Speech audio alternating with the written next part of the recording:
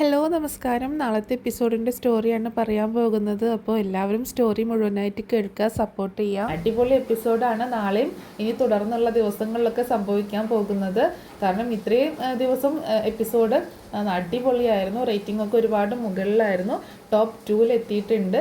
Second പൊസിഷനിലേക്ക് എത്തിയിട്ടുണ്ട് നമ്മുടെ മഴത്തോരു മുമ്പേ എന്ന സീരിയലിൻ്റെ റേറ്റിംഗ്. ഒരുപാട് സന്തോഷമുണ്ട്. അതുപോലെ അതിൻ്റെ സ്റ്റോറി ലൈൻ പോകുന്നതും അത്രയും മികച്ചതായിട്ടാണ്. അതുകൊണ്ടാണ് അത് അത്രയും ഉയർന്നൊരു പൊസിഷനിലേക്ക് എത്തുന്നത്. ഇനി ടോപ്പ് 1 ആവാനുള്ള കാത്തിരിപ്പാണ്. അപ്പോൾ ഇത്രയും ദിവസം ബാലചന്ദ്രൻ്റെ അഴിഞ്ഞാട്ടം തന്നെയായിരുന്നു. ശരിക്കും ഒരു അഴിഞ്ഞാട്ടം തന്നെയായിരുന്നു അല്ലേ. അത്രയും കിടിലൻ എപ്പിസോഡായിരുന്നു. ബാലചന്ദ്രൻ പറയാതിരിക്കാൻ വയ്യ, അത്രയും മികച്ച പ്രകടനമാണ് കാഴ്ചവെച്ചത്. അതുപോലെ ഇനി അങ്ങോട്ടും ബാലചന്ദ്രൻ്റെ ഭാഗങ്ങളാണ്. ഇത്രയും നാളും വൈച്ച് കിടന്ന് തുള്ളിയെങ്കിൽ ഇനി അങ്ങോട്ടും ബാലചന്ദ്രൻ്റെ ഭാഗങ്ങളാണ്. ബാലചന്ദ്രനും ആയിട്ടുള്ള കുറച്ച് സീനുകളൊക്കെയാണ് വരുന്നത്. അപ്പോൾ അടിപൊളി എപ്പിസോഡുകളാണ് വരാനായിട്ട് പോകുന്നത്. അപ്പോൾ എല്ലാവരും സ്റ്റോറി മുഴുവനായിട്ട് കേൾക്കുക. അങ്ങനെ വൈജിയെ കുറ്റപ്പെടുത്തുകയാണ് മനു. ആൻറ്റിയുടെ കുഴപ്പം കൊണ്ട് തന്നെയാണ്. ആൻറ്റിയോട് പറയാതെ അങ്കിള് പോയിട്ടുണ്ടെങ്കിൽ അത് ആൻറ്റിയുടെ കുഴപ്പം കൊണ്ട് തന്നെയല്ലേ. ഇവിടെ വേറെ ആരോടും അങ്കിളിന് യാതൊരു പ്രശ്നവും ഇല്ലല്ലോ. അപ്പോൾ ആൻറ്റി അതെന്താ മനസ്സിലാക്കാത്തത്? നമ്മളുടെ അടുത്തുള്ള പോരായ്മകൾ മറച്ചു വെച്ചുകൊണ്ട് മറ്റുള്ളവരെ കുറ്റം പറഞ്ഞുകൊണ്ട് നടക്കരുത്. അത് വളരെ മോശം പരിപാടിയാണ്. നിങ്ങൾ രണ്ടുപേരും അതുപോലെ തന്നെയാണ് എന്നൊക്കെ മനു പറയുകയാണ്. അതിനുശേഷം മനു മുത്തശ്ശിയുടെ റൂമിലേക്കാണ് പോകുന്നത്. അപ്പം മനു അങ്ങനെയൊക്കെ പറഞ്ഞു പോയപ്പോൾ വൈജയന്തി ഇങ്ങനെ ഒരു വല്ലാത്ത വിഷമത്തോടെ കമലയെ നോക്കുന്നുണ്ട്. അപ്പോൾ കമല പറയുന്നുണ്ട്, നീ അതൊന്നും കാര്യമാക്കണ്ട, അവനൊരു പ്രത്യേക ടൈപ്പാണ്, ആ പെണ്ണിൻ്റെ സൈഡ് പിടിച്ചേ അവൻ സംസാരിക്കത്തുള്ളൂ എന്ന് പറയുമ്പോൾ, എന്നാലും അവൻ പറഞ്ഞതിലും എന്തെങ്കിലും ഉണ്ടാവുമോ കമലെടുത്തി? വേറെ ആരോടും ബാലചന്ദ്രന് യാതൊരു കുഴപ്പമില്ല. എന്നോടാണ് പിന്നെയും അലീനയുടെ പേര് പറഞ്ഞിട്ടാണെങ്കിലും വഴക്കും കാര്യങ്ങളും. മിക്കവാറും അലീനയുടെ ആ പ്രശ്നം കൊണ്ട് തന്നെ എന്നെ ഒന്ന് ദേഷ്യം പിടിപ്പിക്കാനും വാശി കയറ്റാനൊക്കെ ഒന്ന് മാറി നിന്നതായിരിക്കും എന്ന് പറയുമ്പോൾ, അങ്ങനെയൊന്നുമില്ല, എന്താണെങ്കിലും ഇന്ന് വരുമായിരിക്കും, അല്ലെങ്കിൽ നമുക്ക് നോക്കാം എന്നൊക്കെ ആശ്വസിപ്പിക്കുന്നുണ്ട് കമല. മനു നേരെ ചെല്ലുന്നത് മുത്തശ്ശിയുടെ അടുത്തേക്കാണ്. അപ്പോൾ മുത്തശ്ശിയുടെ അടുത്ത് അലീന ഉണ്ട് കേട്ടോ. അങ്ങോട്ട് കയറി ചെല്ലുമ്പോൾ മനുവിനെ കണ്ടപ്പോൾ ഭയങ്കര സന്തോഷമാവുന്നുണ്ട് അലീനയ്ക്ക്, അതുപോലെ മുത്തശ്ശിക്കും. ആ മനു, നീയായിരുന്നോ? നീ എപ്പോഴാണ് വന്നേ എന്ന് ചോദിക്കുമ്പോൾ, ഞാൻ മാത്രമല്ല, ഒരാളും കൂടെ വന്നിട്ടുണ്ട്. അതാരാ? ആ മുത്തശ്ശിയുടെ മരുമോളും കൂടെ വന്നിട്ടുണ്ട്. ഓ, അവളെ ഇങ്ങോട്ട് കെട്ടി എഴുന്നള്ളിച്ചോ നീ? എന്തിനാ അത് എന്നൊക്കെ ചോദിക്കുമ്പോൾ, ഞാൻ വീട്ടിൽ ചെന്നപ്പോഴാണ് അങ്കിള് ഇന്നലെ വീട്ടിലെത്തിയിട്ടില്ല എന്നുള്ള കാര്യമൊക്കെ ഞാൻ ഇങ്ങനെ പറഞ്ഞപ്പോൾ അമ്മയ്ക്ക് ഇങ്ങോട്ടേക്ക് വരണമെന്ന് വാശി, അങ്ങനെ അമ്മ എൻ്റെ കൂടെ വന്നതാണ് എന്ന് പറയണം. ഓ, അവളിനി ഇവിടെ വന്നിട്ട് എന്ത് ചെയ്യാനാ? ഇനി എന്തൊക്കെയാണ് അവ രണ്ടാളും കൂടെ പറഞ്ഞുണ്ടാക്കാൻ പോണത് എന്ന് മുത്തശ്ശി പറയുമ്പോൾ, അതെന്തെങ്കിലും ആയിക്കോട്ടെ, അവർക്ക് കൊടുക്കാനുള്ളത് കുറിക്ക് കൊടുത്തിട്ടാണ് ഞാൻ ഇങ്ങോട്ടേക്ക് വന്നേക്കുന്നത് എന്ന് പറയാണ് മനു. എന്നിട്ട് അലീനയോട് കാര്യങ്ങളൊക്കെ ചോദിക്കുന്നുണ്ട്. എന്താ അലീന ഇവിടെ ഉണ്ടായത്? എന്തെങ്കിലും പ്രശ്നം ഉണ്ടായോ എന്നൊക്കെ ചോദിക്കുമ്പോൾ, എനിക്കറിയില്ല മനുവേട്ട, ഇവിടെ എന്തെങ്കിലും പ്രശ്നം ഉണ്ടായോ എന്ന്. അതല്ല, നീയല്ലേ അങ്കിള് പോകുന്ന സമയത്ത് ഇവിടെ ഉണ്ടായിരുന്നത്? അതെ, ഞാനും മുത്തശ്ശിയും മാത്രമേ ഉണ്ടായിരുന്നുള്ളൂ. അപ്പം അങ്കിള് എന്താണ് നിന്നോട് അന്നേരം പറഞ്ഞത് എന്നൊക്കെ ചോദിക്കുമ്പോൾ, ഉച്ചയ്ക്ക് ഭക്ഷണം കഴിക്കാൻ വന്ന സമയത്ത് ഭക്ഷണമൊക്കെ കഴിച്ചതിന് ശേഷം എന്നോട് റൂമിൽ പോയിട്ട് ഒരു കത്രിക ഇരിപ്പുണ്ട്, അത് എടുത്തുകൊണ്ട് വരാൻ പറഞ്ഞു. അങ്ങനെ ഞാൻ അത് എടുത്തുകൊണ്ട് വന്നപ്പോൾ തന്നെ എനിക്ക് കാര്യം ഏകദേശം മനസ്സിലായി, സാറിനെല്ലാം മനസ്സിലായിട്ടുണ്ടെന്ന്. പിന്നീട് സാറിനോട് ഒരുപാട് സോറിയൊക്കെ പറഞ്ഞു. എനിക്ക് അതൊക്കെ കേട്ടപ്പോൾ ഭയങ്കര വിഷമമായി. അപ്പോൾ തൻ്റെ മകൻ ചെയ്ത തെറ്റിന് സോറിയൊക്കെ പറഞ്ഞു. അങ്ങനെ സാറ് റൂമിലേക്ക് റെസ്റ്റ് ചെയ്യാനായിട്ട് പോയതാണ്. പിന്നെ പോകാൻ നേരത്തെ എൻ്റെ കയ്യിൽ നിന്ന് ഒരു ലെമൺ ടീ ഒക്കെ വാങ്ങി കുടിച്ചിട്ടാണ് പോകാറ്. പക്ഷേ ഞാൻ ലെമൺ ടീയുമായിട്ട് ചെന്നപ്പോഴേക്ക് റൂമിൽ ആരുമില്ല. സാധനങ്ങളൊക്കെ തട്ടി മറിച്ചിട്ടേക്കണം. ആൽബം കിടക്കുന്നു, കസേരയൊക്കെ മറിഞ്ഞു കിടക്കുന്നു, ടേബിളിലും ബെഡിലൊക്കെ ഒരുപാട് ഫയലൊക്കെ ഇങ്ങനെ ചിന്നി ചിതറി കിടക്കുകയായിരുന്നു. ഫ്രണ്ടിലെ ഡോറാണെങ്കിൽ തുറന്ന് കിടക്കുകയായിരുന്നു എന്നൊക്കെ പറയണം. എന്തായിരിക്കാം അതിനിടയ്ക്ക് അങ്കിളിന് സംഭവിച്ചിട്ടുണ്ടാവുക എന്ന് ചോദിക്കുമ്പോൾ, ഒരു ഐഡിയ ഇല്ല മനുവേട്ട, എനിക്കൊന്നും അറിയില്ല. ഞാൻ അത്രയും സമയം കഴിഞ്ഞ് എൻ്റെ ജോലിയൊക്കെ കഴിഞ്ഞ് ഞാൻ മുത്തശ്ശിയുടെ അടുത്തേക്ക് പോകുന്നായിരുന്നു. പിന്നീട് അങ്കിള് പോകുന്ന സമയത്ത്, സാറ് പോകുന്ന സമയത്ത് എന്നെ വിളിക്കാറാണ് പതിവ്. പക്ഷേ എന്നെ വിളിക്കാത്തത് കണ്ടപ്പോൾ ഞാൻ ചെന്ന് ലെമൺ ടീ ഉണ്ടാക്കി കൊണ്ടുചെന്ന് കൊടുത്തതാണ്. പക്ഷേ സാറ് അവിടെ ഉണ്ടായില്ല, ഡോറൊന്നും കുറ്റിയിട്ടിട്ടുണ്ടായിരുന്നില്ല എന്ന് പറയാണ് അലീന. ഞാൻ അങ്കിളിനെ കുറേ വിളിച്ചു മുത്തശ്ശി, പക്ഷേ അങ്കിള് ഫോൺ എടുക്കുന്നില്ല. എന്തോ ഒരു പ്രശ്നം അങ്കിളിന് പറ്റിയിട്ടുണ്ട്. എനിക്ക് തോന്നുന്നു വൈജി ആൻറ്റിയോട് എന്തോ ഒരു കുഴപ്പം ഉണ്ടാക്കിയിട്ടാണ്, എന്തോ ഒരു പ്രശ്നം ഉണ്ടാക്കിയിട്ടുണ്ട്. ആൻറ്റി അത് പറയാത്തതാന്നൊക്കെ പറയുമ്പോൾ, ഒരു കുഴപ്പമില്ല എന്നാണല്ലോ അവൾ പറയുന്നത് എന്ന് പറയണം മുത്തശ്ശി. അത് ആൻറ്റി പറയുന്നതല്ലേ, ആൻറ്റിയുടെ കാര്യങ്ങളൊക്കെ ഓക്കെ ആക്കിയിട്ടല്ലേ പറയുള്ളൂ. നമുക്കറിയത്തില്ലല്ലോ ശരിക്കും എന്താണ് സംഭവിച്ചത് എന്നൊന്നും നമുക്കറിയത്തില്ലല്ലോ എന്ന് പറയാണ് മനു. അപ്പോൾ അലീന പറയുന്നുണ്ട്, എനിക്ക് എന്തോ പന്തികേട് തോന്നിയായിരുന്നു. അപ്പം തന്നെ ഞാൻ മുത്തശ്ശിയോട് അത് പറഞ്ഞായിരുന്നു. സാർ ഒരിക്കലും അങ്ങനെ പോവാറില്ല എന്നൊക്കെ പറയാണ് അലീനയും. എന്നിട്ട് അലീനയോട് ചോദിക്കുന്നുണ്ട്, അല്ല നീ പോവുകയാണെന്ന് പറഞ്ഞിട്ട് നീ ഇന്ന് ഇവിടുന്ന് പോവുകയാണെന്നല്ലേ പറഞ്ഞു, എന്നിട്ട് എന്താ പോവാഞ്ഞേന്ന് ചോദിക്കുമ്പോൾ അപ്പോൾ മുത്തശ്ശി നിനക്കിപ്പോൾ അവൾ പോവാഞ്ഞിട്ടാണോ ധൃതി എന്ന് ചോദിക്കുമ്പോൾ അല്ല, എന്നെ വിളിച്ചിട്ട് ഇന്നലെ ഒരുപാട് പറഞ്ഞായിരുന്നു ഞാൻ പോവുകയാണെന്നൊക്കെ, അതുകൊണ്ട് ചോദിച്ചതാന്ന് പറയുമ്പോൾ ഞാൻ മാഡത്തോട് പറഞ്ഞായിരുന്നു ഞാൻ പോവാൻ നിൽക്കുകയാണെന്ന്. അപ്പോൾ മാഡം പറഞ്ഞു സാറ് വന്നിട്ട് പോയാൽ മതി എന്ന് പറഞ്ഞു, അതാണ് ഞാനിവിടെ നിൽക്കുന്നത് എന്ന് മനു പറയണം. അപ്പം എന്നിട്ട് മനു ചോദിക്കുന്നുണ്ട് ഇനിയിപ്പോൾ എങ്ങോട്ട് പോകാനാ പ്ലാൻ എന്ന് ചോദിക്കുമ്പോൾ ഒന്നും തീരുമാനിച്ചില്ല മനുവേട്ട, ആദ്യം രേവതിക്കുട്ടിയുടെ അടുത്തേക്ക് പോകണം, അവിടെ ചെന്നതിന് ശേഷം എവിടെയെങ്കിലും ഒരു ജോലി ശരിയാക്കണം, ചിലപ്പോൾ അങ്കിള് തന്നെ ഒരു ജോലിയൊക്കെ സെറ്റാക്കി തരും എന്ന് പറയണം. അപ്പോൾ നീ പോയി കഴിഞ്ഞാൽ മുത്തശ്ശിയുടെ കാര്യം ചോദിക്കുമ്പോൾ അതോർത്ത് എനിക്ക് ഒരുപാട് വിഷമമുണ്ട്, പക്ഷേ വേറെ വഴിയില്ല, ഇനിയും ഞാനിവിടെ നിന്നിട്ടുണ്ടെങ്കിൽ അതൊന്നും ശരിയാവത്തില്ല എന്ന് പറയണം. എന്നിട്ട് മുത്തശ്ശിയോട് അലീന പറയുന്നുണ്ട്, ശരിക്കും ഞാൻ ഇങ്ങനെയൊന്നും പോകണമെന്ന് വിചാരിച്ച് വന്നതൊന്നുമല്ല, ശരിക്കും ഞാൻ ഇങ്ങോട്ടേക്ക് വരരുതായിരുന്നു, ബ്രിജിത്ത മമ്മി ശരിക്കും എന്നെ മനഃപൂർവ്വം ഇങ്ങോട്ടേക്ക് പറഞ്ഞയച്ചതാണ് മുത്തശ്ശി എന്ന് പറയണം അലീന. അതെന്താണെന്ന് ചോദിക്കുമ്പോൾ അതൊക്കെ പറയാനാണെങ്കിൽ ഒരുപാടുണ്ട്, ശരിക്കും ബ്രിജിത്ത മമ്മി എന്നെ ഇങ്ങോട്ടേക്കായിട്ട് തന്നെ പറഞ്ഞയച്ചതാണ്, ഇവിടെ നിന്ന് ഞാൻ ഒരിക്കലും പോവരുത് എന്നാണ് ബ്രിജിത്ത മമ്മി ആഗ്രഹിച്ചത് എന്നൊക്കെ പറയണം. ഇനി പക്ഷേ പോവില്ലാതെ വേറെ വഴിയില്ലല്ലോ എന്നും പറയുന്നുണ്ട്. അങ്ങനെ അവരവിടെ ഇങ്ങനെ ഇരുന്ന് സംസാരിക്കുകയാണ്. അങ്ങനെ അവർ സംസാരിച്ചുകൊണ്ടിരിക്കുന്ന സമയത്ത് മനു അലീനയോട് ഇങ്ങനെ ഓരോ കാര്യങ്ങൾ സംസാരിച്ചുകൊണ്ടിരിക്കുകയാണ് മുത്തശ്ശിയും കൂടിയിട്ട്. ആ സമയത്ത് കമലയും വൈജയും കൂടെ റൂമിലേക്ക് വരുന്നുണ്ട്. അപ്പോൾ മുത്തശ്ശിയുടെ അടുത്തേക്കൊന്നും കമല വന്നിട്ട് കാര്യങ്ങളൊന്നും ചോദിക്കില്ല. എന്നിട്ട് മനുവിനോട് ചോദിക്കുന്നുണ്ട്, നീ എന്താ ഏത് നേരവും ഈ റൂമിലിരിക്കുന്നത് എന്ന് ചോദിക്കുകയാണ് മനുവിനോട്. വൈജ ചോദിക്കുന്നുണ്ട്, ഇവിടെ രണ്ടുപേര് വന്നത് നീ കണ്ടില്ലേ, അവർക്ക് ചായ ഒന്നും കൊടുക്കുന്നില്ലേ എന്ന് ചോദിക്കുമ്പോൾ ആ ശരി ഇപ്പോൾ ഉണ്ടാക്കാം എന്ന് പറഞ്ഞിട്ട് അലീന പെട്ടെന്ന് റൂമിൽ നിന്ന് പുറത്തേക്ക് പോവുകയാണ്. ആ സമയത്ത് കമല മനുവിനോട് വഴക്കിടുന്നുണ്ട്, നീ എന്തിനാണ് ഏത് സമയം അവൾക്ക് വേണ്ടി സംസാരിക്കുന്നത്, അവൾ ആരാ നിൻ്റെ എന്നൊക്കെ ചോദിക്കുമ്പോൾ മുത്തശ്ശി പറയുന്നുണ്ട്, നീ എന്തിനപ്പോൾ അവൻ്റെ നേരേക്ക് ഒച്ചെടുക്കാൻ നിൽക്കുന്നത്, അവന് എന്താണ് ചെയ്യേണ്ടതെന്നും ചെയ്യേണ്ടാത്തതെന്നും അവന് നന്നായിട്ട് അറിയാം, അവൻ്റെ നേരെ ഇങ്ങനെ ഒച്ചെടുക്കേണ്ട ആവശ്യമൊന്നുമില്ല എന്ന് പറയുമ്പോൾ അമ്മയോട് അമ്മ ഒന്നും അവിടെ മിണ്ടാതിരിക്കുക, അമ്മയ്ക്ക് എന്തറിയാം, അമ്മ ഇവിടെ ഇങ്ങനെ കിടക്കില്ല, അമ്മയ്ക്ക് കാര്യങ്ങളൊന്നും അറിയത്തില്ലല്ലോ, ഇവിടെ എന്താ നടക്കുന്നതെന്നൊന്നും അറിയത്തില്ലല്ലോ എന്ന് പറയുമ്പോൾ ഓ നിങ്ങൾക്കൊക്കെ വല്ല കാര്യങ്ങളും അറിയാമല്ലോ എന്ന് പറഞ്ഞിട്ട് അങ്ങനെ ഒന്ന് രണ്ട് സംസാരം അവർ തമ്മിൽ ഉണ്ടാവുന്നുണ്ട് കേട്ടോ. അങ്ങനെ പിന്നെ അലീന ചായയൊക്കെ ഇട്ട് കൊണ്ടുവന്നിട്ട് എല്ലാവർക്കും ചായ കൊടുക്കുകയൊക്കെ ചെയ്യുന്നുണ്ട്. അതിനുശേഷം മനുവും കമലയും കൂടെ പിന്നെ അവിടെ നിന്ന് പോവുകയാണ്. പിന്നീട് കാണിക്കുന്നത് വളരെ രാത്രിയായിട്ട് ബാലചന്ദ്രൻ കാർ ഓടിക്കുന്നതാണ്. അപ്പോൾ രാത്രിയായിട്ടും ബാലചന്ദ്രൻ വീട്ടിലെത്തിയിട്ടില്ല എന്നുള്ളത് ഭയങ്കര ടെൻഷനാണ് വൈജയ്ക്ക് കിട്ടുക. കാരണം നീലഗിരിയിൽ പോയതില്ല, അപ്പോൾ ഇവർക്ക് അറിയത്തില്ല, എന്നാലും 2 ദിവസം എങ്ങനെയാണെങ്കിലും യാത്രയുണ്ട് അങ്ങോട്ടും ഇങ്ങോട്ടും. അപ്പോൾ ബാലചന്ദ്രൻ ഇങ്ങനെ ഉച്ച കഴിഞ്ഞാണല്ലോ അവിടുന്ന് പോരുന്നത് തന്നെ. എന്നിട്ട് കാർ ഇങ്ങനെ ഓടിച്ചുകൊണ്ടിരിക്കുകയാണ്. അപ്പോൾ കുറേ നേരം കാർ ഓടിക്കുന്നുണ്ട്. അപ്പം ബാലചന്ദ്രൻ ഇങ്ങനെ ഗംഗാധര മേനോൻ പറഞ്ഞ കാര്യങ്ങളൊക്കെ ഇങ്ങനെ ഓർക്കുന്നുണ്ട്. അതുപോലെ ഇങ്ങനെ ഓരോ സംഭവങ്ങളും മനസ്സിലേക്കിട്ട് ഇങ്ങനെ ഓർത്തുകൊണ്ടിരിക്കുകയാണ്.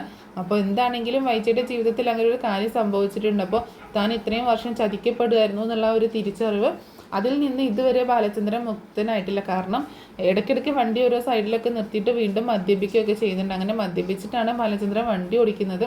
വളരെ റിസ്ക് ആയിട്ടാണ്. മരിച്ചു പോവുകയാണെങ്കിൽ പോട്ടെ എന്നുള്ളൊരു രീതിയിലാണ്, എത്തുകയാണെങ്കിൽ എത്തട്ടെ അല്ലെങ്കിൽ മരിക്കുകയാണെങ്കിൽ മരിക്കട്ടെ എന്നുള്ളൊരു രീതിയിലാണ് ബാലചന്ദ്രൻ വണ്ടി ഓടിച്ചുകൊണ്ടിരിക്കുന്നത്. അതേസമയം ബാലചന്ദ്രൻ അത്രയും സമയം ഫോൺ സ്വിച്ച് ഓഫ് ആക്കി വെച്ചേക്കായിരുന്നല്ലോ. അങ്ങനെ ബാലചന്ദ്രൻ ഫോൺ ചാർജിലിട്ടിട്ട് ഫോൺ ഓൺ ആക്കുന്നുണ്ട്. അപ്പോൾ അതിൽ ഒരുപാട് മിസ് കോൾ ഇങ്ങനെ വന്നതിൻ്റെ മെസ്സേജ് ഇങ്ങനെ വന്നുകൊണ്ടിരിക്കുന്നുണ്ട്. അപ്പോൾ വളരെ രാത്രി ലേറ്റായിട്ടാണ് ബാലചന്ദ്രൻ ഓൺ ആക്കുന്നത്. കാരണം ആരും ആ സമയത്ത് അങ്ങനെ വിളിക്കില്ല എന്നുള്ള ഒരു വിശ്വാസം കൊണ്ടാണ്. പക്ഷേ അതേസമയം ബാലചന്ദ്രൻ്റെ ഫോണിൽ കോള് വരികയാണ്. വേറെ ആരുമല്ല, മനു ആണ് വിളിക്കുന്നത്. അപ്പോൾ മനുവിൻ്റെ കോള് കണ്ടപ്പോൾ ആദ്യം ബാലചന്ദ്രൻ എടുക്കുന്നില്ല. അപ്പോൾ ഫോൺ റിങ് ചെയ്യുന്നുണ്ടെന്ന് കണ്ടപ്പോൾ മനുവിന് ഒരു പ്രതീക്ഷ തോന്നുകയാണ്. മനു ഒന്നും കൂടെ ഫോണിലേക്ക് അടിക്കുന്നുണ്ട്. ആ സമയത്ത് ബാലചന്ദ്രൻ ഫോൺ എടുക്കുകയാണ്. പറയടാ മനു എന്ന് പറയാണ്.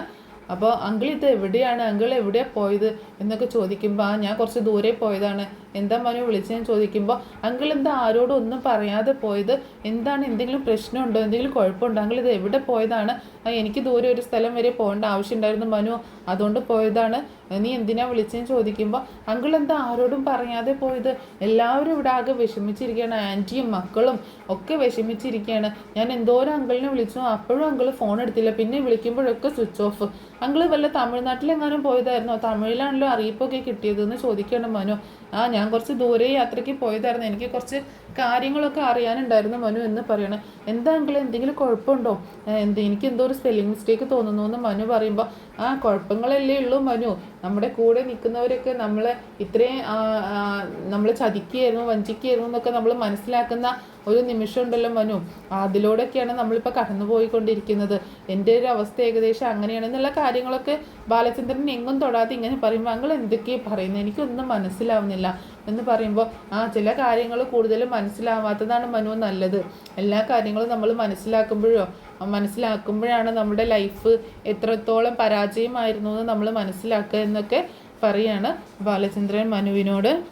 അപ്പോൾ മനു ചോദിക്കുന്നുണ്ട്, അങ്കിളിപ്പോൾ എവിടെയാണ്, അങ്കിളിപ്പോൾ എവിടെയാണ്, ഇപ്പോൾ ഇങ്ങോട്ട് വരുന്നുണ്ടോ അതോ എവിടെയാണെന്നൊക്കെ ചോദിക്കുമ്പോൾ, ഞാൻ വരാം മനു, ഞാൻ വരാം, വരേണ്ട കാര്യമൊക്കെ ആലോചിക്കാം എന്നൊക്കെ പറയണം. അങ്കിളെ എന്നാൽ ഞാൻ ആൻറ്റിയെ വിളിച്ച് പറയട്ടെ, അങ്കിളിനെ വിളിച്ചിട്ട് കിട്ടി എന്നുള്ള വിവരം ഒന്ന് വിളിച്ചറിയിക്കട്ടെ എന്ന് പറയുമ്പോൾ, വേണ്ട മനു, ഞാൻ എന്തായാലും വരില്ല, നീ ഇപ്പോൾ വിളിക്കാനും പറയാനൊന്നും നിൽക്കണ്ട എന്ന് പറയാണ് മനു. എന്നാൽ ശരി അങ്കിളെ എന്ന് പറഞ്ഞിട്ട് അങ്ങനെ ഫോൺ ശരി മനു എന്ന് പറഞ്ഞിട്ട് പെട്ടെന്ന് ബാലചന്ദ്രൻ ഫോൺ കട്ട് ചെയ്യാം കേട്ടോ. അങ്ങനെ മനു ആണെങ്കിൽ ആകെ അങ്കലാപ്പിലാണ്. ഇതിപ്പോൾ എന്തായിരിക്കാം സംഭവം, അങ്കിളിന് എന്തായിരിക്കാം പറ്റിയിട്ടുണ്ടാവുക എന്നൊക്കെയുള്ളൊരു വിഷമത്തിലാണ്. എന്തൊക്കെയോ സംതിങ് റോങ് സംഭവിച്ചിട്ടുണ്ടെന്ന് മനുവിന് മനസ്സിലാവുകയാണ്. അങ്ങനെ ആ സമയത്ത് ബാലചന്ദ്രൻ വീണ്ടും കാർ ഓടിച്ചുകൊണ്ടിരിക്കുമ്പോൾ ഒരുപാട് കാര്യങ്ങൾ ഇങ്ങനെ സംസാരിക്കുന്നുണ്ട്. എല്ലാ കാര്യങ്ങളും ഒരിക്കൽ ഞാൻ നിന്നോട് പറയാൻ മനു, പക്ഷെ ഇപ്പോഴല്ല, അതിനൊരു അവസരം വരട്ടെ, ഞാൻ നിന്നോട് പറയാമെന്നിങ്ങനെ പറഞ്ഞിട്ട് അങ്ങനെ കാർ ഓടിച്ചുകൊണ്ടിരിക്കുകയാണ്. പിന്നീട് ബാലചന്ദ്രൻ തൻ്റെ കയ്യിലുള്ള മദ്യം തീർന്നത് കാരണം ഒരു ബാറിൽ കയറിയിട്ട് വീണ്ടും മദ്യപിക്കുന്നുണ്ട് കേട്ടോ. ആ സമയത്ത് അയാളിങ്ങനെ ഓരോ കാര്യങ്ങൾ ഓർക്കുകയും വളരെ ദേഷ്യത്തോട് കൂടിയിട്ട് അവിടെയുള്ള ടേബിളിലേക്ക് ശക്തിയായിട്ട് അടിക്കുകയും ഒക്കെ ചെയ്യുമ്പോൾ അവിടെയുള്ള ആൾക്കാരൊക്കെ ശ്രദ്ധിക്കുന്നുണ്ട്. പിന്നീട് അവിടെ നിന്ന് വീണ്ടും തിരിച്ച് കാറിൽ കയറിയിട്ട് യാത്ര തുടരുകയാണ് വീട്ടിലേക്ക്. ഇതിൽ ഒരു പക്ഷേ ഞാൻ നേരത്തെ പറഞ്ഞത് മനു ഫോൺ ചെയ്ത് സംസാരിക്കുന്ന കാര്യം ഒരു പക്ഷേ മനു ഫോൺ ചെയ്യുന്നതായിരിക്കാം, അല്ലെങ്കിൽ ബാലചന്ദ്രൻ സ്വയം സംസാരിക്കുന്നതാവാനുള്ള ഒരു സാധ്യതയുണ്ട് കേട്ടോ. അങ്ങനെ പിന്നീട് കാണിക്കുന്നത് വൈജയെ തന്നെയാണ്. വൈജയ രാത്രിയായിട്ടും ബാലചന്ദ്രനെ കുറിച്ച് ഒരു വിവരവും ഇല്ല, വിളിച്ചിട്ട് എടുക്കുന്നുമില്ല, തിരിച്ച് വിളിച്ചതുമില്ല. അപ്പോൾ വൈജയ്ക്കിപ്പോൾ ടെൻഷനൊക്കെ മാറി ഭയങ്കര ദേഷ്യമായി തുടങ്ങി, തന്നോടുള്ള വാശി തീർക്കാൻ എവിടെയോ പോയി ഇരിക്കുകയാണ് എന്നൊക്കെയുള്ള ഒരു ദേഷ്യം ഒക്കെ ഭയങ്കര ദേഷ്യമായി തുടങ്ങി കേട്ടോ ബാലചന്ദ്രനെ കുറിച്ച് നോക്കുമ്പോൾ വൈജയ്ക്ക്. കാരണം ഒരു വിവരവും തരുന്നില്ല, എന്തെങ്കിലും അപകടമോ ബുദ്ധിമുട്ടോ സംഭവിച്ചാണെങ്കിൽ ഇതിനകം അറിയേണ്ടതായിരുന്നു എന്നൊക്കെയുള്ള രീതിയിലുള്ള ചിന്ത വരാൻ തുടങ്ങി. എന്തായാലും ഇങ്ങോട്ട് വരട്ടെ, വരുമ്പോൾ ശരിയാക്കി കൊടുക്കാമെന്നുള്ള രീതിയിലൊക്കെ ആയി. പിന്നീട് വൈജയുടെ ആറ്റിറ്റ്യൂഡൊക്കെ മാറുന്നുണ്ട് കേട്ടോ. അങ്ങനെ പിന്നീട് കാണിക്കുന്നത് മുത്തശ്ശിയും അലീനയും തമ്മിൽ സംസാരിക്കുന്നതാണ്. ബാലചന്ദ്രൻ സാർ ഇന്നും വന്നില്ല മുത്തശ്ശി എന്ന് പറയുമ്പോൾ മുത്തശ്ശി പറയുന്നുണ്ട് എന്തോ ഒരു കുഴപ്പമുണ്ട്, അവർ തമ്മിൽ വൈജ പറയാത്തതായിരിക്കും എന്നൊക്കെ പറയാണ് മുത്തശ്ശിയും. അങ്ങനെ ഒരു പ്രശ്നമുള്ളതായിട്ടൊന്നും തോന്നിയില്ല, എൻ്റെ പേര് പറഞ്ഞുള്ള പ്രശ്നമല്ലാതെ വേറെ പുതിയത് എന്തെങ്കിലും ഉള്ളതായിട്ടൊന്നും തോന്നിയില്ല എന്ന് അലീന പറയുന്നുണ്ട്. പക്ഷേ സാറിന് കാര്യമായിട്ട് എന്തോ ഒരു ഇഷ്യൂ ഉണ്ടായിട്ടുണ്ട്, അത് ഇനി മാഡവുമായി ബന്ധപ്പെട്ടതാണോ അതോ എന്താണെന്നൊന്നും അറിയത്തില്ല, ഇനി ബിസിനസ്സുമായി ബന്ധപ്പെട്ടാണോ എന്നൊന്നും അറിയത്തില്ല, എന്തോ ഒരു കുഴപ്പം പറ്റിയിട്ടുണ്ടെന്ന് അലീനയും പറയാണ്. അങ്ങനെ പിന്നീട് കാണിക്കുന്നത് പിറ്റേ ദിവസം രാവിലെ ഇങ്ങനെ കാർ ഓടിച്ച് വരുന്ന ബാലചന്ദ്രനെയാണ്. അങ്ങനെ നേരൊക്കെ വെളുത്തു. ആ സമയത്ത് ബാലചന്ദ്രൻ ഇങ്ങനെ കാർ ഓടിക്കുന്നതാണ് കാണുന്നത്. റോഡ് സൈഡിൽ വണ്ടി ഒന്ന് നിർത്തിയിട്ട് ഒന്ന് മുഖമൊക്കെ കഴുകി ഒന്ന് ഫ്രഷ് ആവുകയും ചെയ്യുന്നുണ്ട് കേട്ടോ. അങ്ങനെ അതേ സമയം കാണിക്കുന്നത് കടപ്പാട്ടൂർ വീട്ടിലെ വൈജയന്തി ഇനിയിപ്പോൾ ബാലചന്ദ്രനെ അന്വേഷിച്ചിട്ട് ഒരു വിവരവും കിട്ടില്ലല്ലോ, അപ്പം ഇനി എന്തായാലും വേണ്ടില്ല പോലീസിൽ കംപ്ലൈൻറ്റ് ചെയ്യാമെന്നുള്ളൊരു തീരുമാനത്തിലെത്തുകയാണ്. അപ്പോൾ വൈജ നേരെ മനുവിനെ കൂട്ടിയിട്ട് പോകാം എന്നുള്ളൊരു ധാരണയിൽ പെട്ടെന്ന് വീട്ടിൽ നിന്ന് ഇറങ്ങുന്നുണ്ട്. മക്കളൊക്കെ സ്കൂളിലൊക്കെ പോകുന്നുണ്ട്. അങ്ങനെയുള്ളൊരു സമയത്താണ് ബാലചന്ദ്രൻ വീട്ടിലേക്ക് എത്തുന്നത്.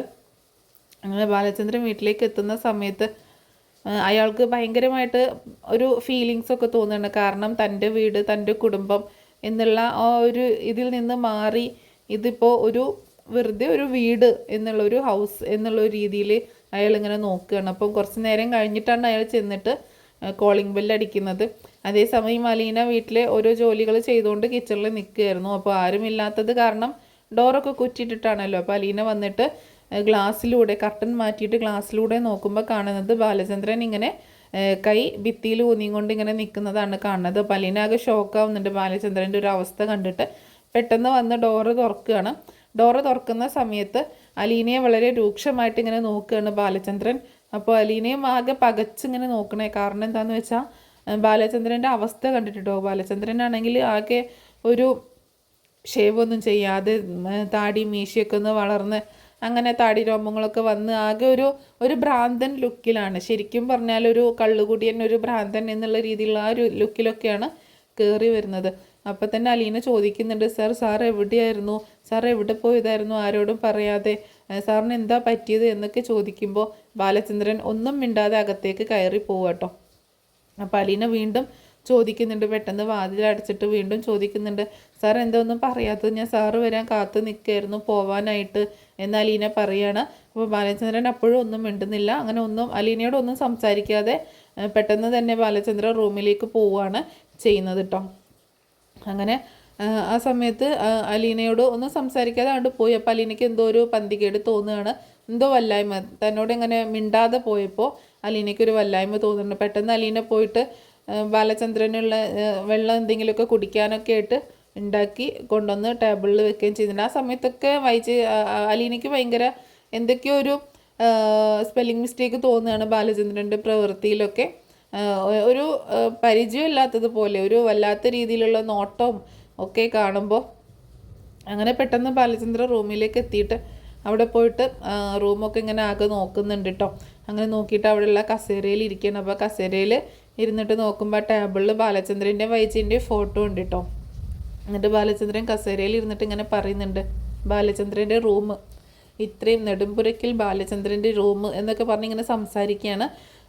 ഒരു വിഡ്ഢിയായ ബാലചന്ദ്രൻ്റെ റൂം, 22.5 വർഷം മുൻപ് മുതൽ വിഡ്ഢിയായ ചതിക്കപ്പെട്ട ബാലചന്ദ്രൻ്റെ റൂം എന്നൊക്കെ പറഞ്ഞിങ്ങനെ സംസാരിക്കുകയാണ്. എന്നിട്ട് അതിനാരാണ് കാരണക്കാരി എന്നൊക്കെ പറഞ്ഞിങ്ങനെ സ്വയം ഓരോ കാര്യങ്ങൾ ഇങ്ങനെ സംസാരിച്ചുകൊണ്ടിരിക്കുകയാണ്. ആ സമയത്ത് ബാലചന്ദ്രൻ മേശവലിപ്പ് തുറന്നിട്ട് അതിൽ നിന്നൊരു റിവോൾവർ എടുക്കുക കേട്ടോ, ഒരു തോക്ക് എടുക്കുകയാണ്. അപ്പം ലൈസൻസ് ഒക്കെ ഉള്ള ഒരു തോക്കാണ്. കാരണം ഒരു ജ്വല്ലറി ഓണറൊക്കെ ആയതുകൊണ്ട് ചിലപ്പോൾ ക്യാഷൊക്കെ അങ്ങോട്ടും ഇങ്ങോട്ടും കൊണ്ടുപോകാനൊക്കെ ഉള്ളതുകൊണ്ട് അവർ ഇങ്ങനെ ലൈസൻസിന് അപേക്ഷിച്ച് അങ്ങനെ തോക്കൊക്കെ ലൈസൻസ്ഡ് തോക്ക് കയ്യിലുണ്ട്. അപ്പോൾ അതെടുത്തിട്ട് ബാലചന്ദ്രൻ അങ്ങനെ ആ ഫോട്ടോയിലേക്ക് നോക്കി ഇങ്ങനെ സംസാരിക്കുകയാണ്. ഇതിൽ എന്തർത്ഥമാണുള്ളത് ഈ ഫോട്ടോയ്ക്ക് എന്നൊക്കെ പറഞ്ഞിങ്ങനെ സംസാരിക്കണം. എന്നിട്ട് ആ ഫോട്ടോയിൽ തൻ്റെ നേരേക്ക് ഇങ്ങനെ, അതായത് ബാലചന്ദ്രൻ്റെ ഫോട്ടോൻ്റെ നേരേക്ക് തന്നെ തോക്ക് ചൂണ്ടുകയാണ്. എന്തിനാ ബാലചന്ദ്ര താൻ ജീവിച്ചിരിക്കുന്നത്, ഇത്രയൊക്കെ വഞ്ചിക്കപ്പെട്ടു എന്ന് പറഞ്ഞിട്ട് നിനക്ക് പോയി ചത്തൂടെ എന്നൊക്കെയുള്ള രീതിയിൽ സംസാരിക്കുകയാണ്. അങ്ങനെ സംസാരിച്ചിട്ട് ആ തോക്ക് എടുത്തിട്ട് തൻ്റെ തന്നെ താടിക്ക് താഴെ തലയിലേക്ക് ആ തോക്ക് ചൂണ്ടിക്കൊണ്ട് ഇങ്ങനെ പിടിച്ച് നിൽക്കുകയാണ്. എന്നിട്ട് സ്വയം പറയുന്നുണ്ട്, എന്തിനാണ് അല്ലെങ്കിൽ എന്നെ കൊല്ലുന്നത്, ഞാൻ എന്ത് തെറ്റ് ചെയ്തു, ഞാൻ വഞ്ചിക്കപ്പെട്ടവനാണ്, ചതിക്കപ്പെട്ടവനാണ്, ഞാനല്ലല്ലോ തെറ്റ് ചെയ്തത്, ഞാനല്ലല്ലോ മരിക്കേണ്ടത് എന്ന് പറഞ്ഞിട്ട് വൈജയന്തിയുടെ ഫോട്ടോയ്ക്ക് നേരെ ഇങ്ങനെ തോക്ക് കൊണ്ട് ചെല്ലുക കേട്ടോ. അപ്പോൾ തോക്ക് കൊണ്ട് ചൂണ്ടി ചെന്നിട്ട് നീയാണ് മരിക്കേണ്ടത്, നിന്നെയാണ് ഞാൻ കൊല്ലാൻ പോകുന്നത് എന്ന് പറഞ്ഞുകൊണ്ട് ഇങ്ങനെ സംസാരിക്കുകയാണ്. അതേസമയം ബാലചന്ദ്രന് തോന്നുകയാണ് ശരിക്കും വൈജയന്തി അവിടെ ഫ്രണ്ടിൽ വന്ന് നിൽക്കുന്നത് പോലെ തന്നെയുള്ളൊരു ഇത് വരിക കേട്ടോ. വൈജയന്തി അവിടെ ഇങ്ങനെ ഫ്രണ്ടിൽ വന്ന് നിൽക്കുന്നത് പോലെ തോന്നുകയാണ്. എന്നിട്ട് അപ്പോൾ ശരിക്കും ബാലചന്ദ്രൻ ശരിക്കും വൈജയന്തിയോട് സംസാരിക്കുന്ന അതേ രീതിയിൽ തന്നെയാണ് ആ സീന് കാണിക്കുന്നത്. വൈജയന്തിയുടെ തലയ്ക്ക് നേരെ തോക്ക് ചൂണ്ടിയിട്ട് നീയാണ് മരിക്കേണ്ടത്, ഇത്രയും കാലം എന്നെ വഞ്ചിച്ചതിന്, എന്നെ പറ്റിച്ചതിന്, നന്ദികേട് കാണിച്ചതിന്, അങ്ങനെ എന്നെ സ്നേഹിക്കാതിന്, അങ്ങനെയുള്ള ഓരോ കാര്യങ്ങൾ പറഞ്ഞുകൊണ്ട് നീയാണ് മരിക്കേണ്ടത് എന്നൊക്കെ ഇങ്ങനെ പറയണം. അപ്പോൾ വൈജയന്തി ചോദിക്കുന്നുണ്ട്, എന്താ ബാലേന്ദ്ര ഇതൊക്കെ, എന്താണ് ഇങ്ങനെയൊക്കെ ചെയ്യുന്നത്, മാറി നിൽക്ക്, ആ തോക്ക് താഴെ വെക്ക് എന്നൊക്കെ പറയുമ്പം ഇല്ല, ഇനി നീ മരിക്കാൻ പോവുകയാണ്, ഇനി നിനക്ക് ജീവിക്കാൻ അർഹതയില്ല എന്നൊക്കെ പറയാണ് ബാലചന്ദ്രൻ. ഇനി നീ ജീവിക്കുന്നത് കൊണ്ട് ഈ ഭൂമിയിൽ ആർക്കും ഒരു ഗുണവുമില്ല, ആർക്കും ആവശ്യവുമില്ല നിന്നെ, അതുകൊണ്ട് നിന്നെ ഞാൻ കൊല്ലാൻ പോവുകയാണ്. പക്ഷേ മരിക്കുന്നതിന് മുൻപ് നീ അറിയണ്ടേ ചില കാര്യങ്ങൾ, നിനക്കറിയണ്ടേ എന്തിനാണ് നീ മരിക്കുന്നതെന്ന് നിനക്കറിയണ്ടേ എന്ന് ചോദിക്കുകയാണ്. എന്നിട്ട് അതറിയണം, നീ അറിയാതെ അത് പോവരുത്, അതറിഞ്ഞിട്ട് വേണം നീ ഭൂമിയിൽ നിന്ന് വിട്ടുപോകാൻ എന്നൊക്കെ പറയണം. ആ സമയത്താണ് ബാലചന്ദ്രനുള്ള ചായയും കൊണ്ട് അലീന അങ്ങോട്ടേക്ക് വരുന്നത് കേട്ടോ. അപ്പോൾ അലീനയെ കണ്ടപ്പോൾ വന്നല്ലോ, ദേ വരുന്നു, ആരാണെന്നറിയാമോ ഇവൾ ആരാണെന്നറിയാമോ നിനക്ക്, ഇവളും ഈ വീടുമായിട്ടൊരു ബന്ധമുണ്ട്, അത് നിനക്കറിയാമോ എന്നൊക്കെ ചോദിക്കുകയാണ്. അപ്പോൾ അലീന ആകെ പകച്ചിങ്ങനെ നിൽക്കട്ടെ, ഈ തോക്കും പിടിച്ച് ബാലചന്ദ്രൻ നിൽക്കുമ്പോൾ അപ്പോൾ അലീനയെ അകത്തേക്ക് വിളിക്കുന്നുണ്ട്. അലീന ആകെ പേടിച്ചാണ് റൂമിലേക്ക് വരുന്നത്. അപ്പോൾ അലീനയുടെ നേരേക്ക് തോക്ക് ചൂണ്ടുകയാണ്. ഇവളാണ് എല്ലാത്തിനും കാരണക്കാരി, ഇവളിവിടെ വന്നത് കൊണ്ടാണ് ഈ പ്രശ്നങ്ങളൊക്കെ ഉണ്ടായത്, ഇവൾ വന്നതുകൊണ്ട് എല്ലാ കാര്യങ്ങളും എനിക്ക് അറിയാൻ കഴിഞ്ഞു, എല്ലാവരെയും മനസ്സിലാക്കാൻ കഴിഞ്ഞു എന്നൊക്കെ പറഞ്ഞിട്ട് അവളുടെ നേരേക്ക് തോക്ക് ചൂണ്ടാണ്. അലീന ആകെ ഭയന്നു പോവാണ്. സാർ എന്തേ കാണിക്കുന്നത്, വിട് സാർ, എന്നെ വിട് സാർ, ഇങ്ങനെ ചെയ്യല്ലേ എന്നൊക്കെ പറഞ്ഞിട്ട് അലീന ഇങ്ങനെ പൊട്ടിക്കരയുന്നുണ്ട്. അപ്പോൾ വൈജയും പറയുന്നുണ്ട്, എന്തൊക്കെയാണ് ബാലചന്ദ്ര ഈ കാണിക്കുന്നത്, എന്താണ് ഇങ്ങനെയൊക്കെ ചെയ്യുന്നത് എന്നൊക്കെ ചോദിക്കുമ്പോൾ വീണ്ടും വൈജയുടെ നേരേക്ക് തന്നെ തോക്ക് കൊണ്ടുവരികയാണ്. എന്താണ് ഞാൻ കാണിക്കുന്നതെന്നോ, ഞാൻ കാണിക്കാൻ പോകുന്നതേ ഉള്ളൂ, നിന്നെ ഞാൻ കൊല്ലാൻ പോവുകയാണ്, നീ ഇനി മരിക്കുന്നതിന് മുൻപ് എന്തിനാണ് നീ മരിക്കുന്നതെന്ന് അറിയണ്ടേ, നീ എന്നെ വഞ്ചിച്ചു, എന്നോട് നീ തെറ്റ് ചെയ്തു, ഞാനൊന്നും അറിയില്ലാമെന്ന് കരുതിയോ, നീ 22 വർഷം മുൻപ് പിഴച്ച് പ്രസവിച്ച ഒരു സന്തതിയില്ലേ, അതാണ് നിൻ്റെ മുന്നിൽ നിൽക്കുന്ന ഇവൾ എന്ന് പറയണം. അലീനയെ ചൂണ്ടിക്കാണിച്ചുകൊണ്ട് വൈജയന്തി ആകെ ഷോക്കായി പോവാണ്. ബാലചന്ദ്രൻ എങ്ങനെ ഇതൊക്കെ അറിഞ്ഞു എന്നുള്ള രീതിയിലൊക്കെ ആലോചിച്ച് ആകെ ഷോക്കായിട്ട് നിൽക്കുകയാണ്. അലീനയെ നോക്കുന്നുണ്ട്. അലീനയും ആകെ പകച്ചിങ്ങനെ നിൽക്കണം. ആ സമയത്ത് ബാലചന്ദ്രൻ ഇനി നീ ജീവിച്ചിരിക്കേണ്ട എന്നും പറഞ്ഞുകൊണ്ട് ആ തോക്കിൻ്റെ കാഞ്ചി വലിക്കുന്ന ഒരു രംഗമുണ്ട്. അമ്മേ എന്ന് പറഞ്ഞുകൊണ്ട് അലീന ഒച്ചത്തിൽ കരയാണ്. അത് കേട്ട് ആർത്ത് അട്ടഹസിക്കുകയാണ് ബാലചന്ദ്രൻ. അങ്ങനെ ആർത്ത് അട്ടഹസിച്ച് പെട്ടെന്ന് ബാലചന്ദ്രൻ ഞെട്ടി തരിക്കുകയാണ്. അപ്പം ഞെട്ടിത്തരിക്കുമ്പോൾ ബാലചന്ദ്രന് താൻ ഇവിടെ ഇങ്ങനെ കസേരയിൽ ഇരുന്നു കൊണ്ടാണ് ഇത്രയും നേരം അങ്ങനെയൊക്കെ ആലോചിച്ച് കൂട്ടിയതെന്ന് മനസ്സിലാവുകയാണ്. ബാലചന്ദ്രന് ഒരു വല്ലാത്ത ബുദ്ധിമുട്ടൊക്കെ അനുഭവപ്പെടുകയാണ് ആ സമയത്ത് കേട്ടോ. ബാലചന്ദ്രനാകെ നെഞ്ചുവേദന അനുഭവപ്പെടുകയും ആകെ വെട്ടി വിയർത്ത് ഒക്കെ നിൽക്കുകയാണ്. അതേസമയം അലീന ബാലചന്ദ്രനുള്ള ചായയിട്ട് അങ്ങോട്ടേക്ക് വരുമ്പോൾ ഡോർ അടഞ്ഞു കിടക്കുകയാണ്. ബാലചന്ദ്രനെ വിളിക്കുന്നുണ്ട്. വിളിച്ചിട്ട് ഡോറ് തുറക്കാത്തത് കാരണം എന്തായിരിക്കും സാറ് ഡോറ് തുറക്കാത്തത് എന്നിങ്ങനെ ചിന്തിക്കുകയാണ്. അങ്ങനെ അവിടെ ഇങ്ങനെ ആലോചിച്ച് നിൽക്കുന്നുണ്ട്. പിന്നെ കുറേ സമയം കഴിഞ്ഞിട്ടും ഡോറ് തുറക്കാതായപ്പോൾ അലീന ചെന്ന് ഡോറ് തുറന്ന് നോക്കുമ്പോൾ കാണുന്നത് ആകെ വിയർത്ത് കുളിച്ച് തറയിൽ ബോധം കെട്ട് കിടക്കുന്ന ബാലചന്ദ്രനെയാണ്. അപ്പോൾ ഇതിൻ്റെയൊക്കെ ഒരു സ്റ്റോറി നമ്മൾ നേരത്തെ തന്നെ പറഞ്ഞ് അപ്ലോഡ് ചെയ്തിട്ടുണ്ടായിരുന്നു, അതുകൊണ്ട് അത് കൂടുതലായിട്ട് വിശദീകരിക്കുന്നില്ല. പിന്നീട് പെട്ടെന്ന് അലീന തന്നെ മനുവിനെ ഫോൺ വിളിക്കുകയും പെട്ടെന്ന് ഒരു ആംബുലൻസ് അറേഞ്ച് ചെയ്യുകയും അങ്ങനെ ആംബുലൻസ് കൊണ്ടുവന്നിട്ട് അതിൽ ബാലചന്ദ്രനെ ആംബുലൻസിൽ കയറ്റി ഹോസ്പിറ്റലിലേക്ക് കൊണ്ടുപോവുകയും ചെയ്യുന്നുണ്ട്. പിന്നീട് മനു ഇക്കാര്യം വിളിച്ച് വൈജയന്തിയെ അറിയിക്കുകയും ചെയ്യുന്നുണ്ട്. വൈജയന്തി നേരെ പിന്നെ ഹോസ്പിറ്റലിലേക്കൊക്കെ പോകുന്ന സീനുകളാണ് കാണിക്കുന്നത്, ഭയങ്കര ടെൻഷനായിക്കൊണ്ട്. അപ്പോൾ ഇത്രയൊക്കെയാണ് നാളത്തെ എപ്പിസോഡ്. ഇതിൽ മിക്ക ഭാഗങ്ങളും നാളെ തന്നെ കാണിക്കണമെന്നില്ല, നെക്സ്റ്റ് ഡേയും അതിൻ്റെ നെക്സ്റ്റ് ഡേ ഒക്കെ ആയിട്ട് കാണിക്കാനുള്ളതാണ്.